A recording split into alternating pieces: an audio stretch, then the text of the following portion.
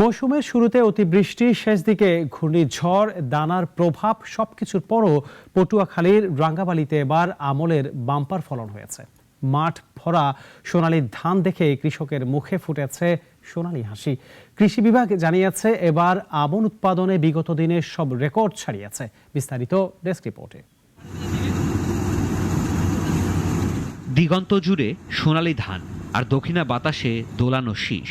যতদূর চোখ যায় বিস্তীর্ণ মাঠ জুড়ে ধান আর ধান। আমন ধানের এমন মাঠ দেখে কৃষকের মুখে ফুটেছে খুশির হাসি। পাকা ধানের মৌ মৌ গন্ধে মাতোয়ারা কৃষক পরিবার।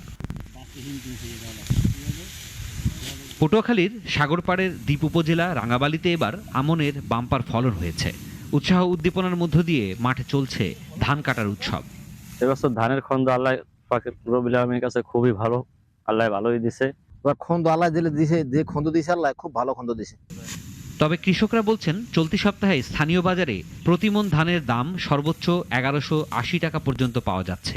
তবে খুব একটা লাভ হচ্ছে না তাদের। ধানের দরে যাইয়া আমাকে পোষায় না। ধানের দরে আমাকে দেয় 1130 কিংবা 1150 এরকম দেয়। কিন্তু ধানের দামে আমরা একটু বেতালে আছি, দামটা বাড়লে একটু ভালো হয়। এবছর সরকারিভাবে প্রতিমন ধানের মূল্য নির্ধারণ করা হয়েছে 1320 টাকা। কেনা শুরু হবে মাসের শেষ ভাগে। তখন পাইকারি বাজারেও ধানের দাম বাড়ার আশা করছেন সংশ্লিষ্টরা। 2986 জন নিবন্ধিত কৃষকের কাছ থেকে ধান সংগ্রহ কার্যক্রম শুরু করেছি। এই সংগ্রহ কার্যক্রম 17 নভেম্বর থেকে শুরু হয়েছে এবং 28 ফেব্রুয়ারি 2025 সাল পর্যন্ত বলবৎ থাকবে।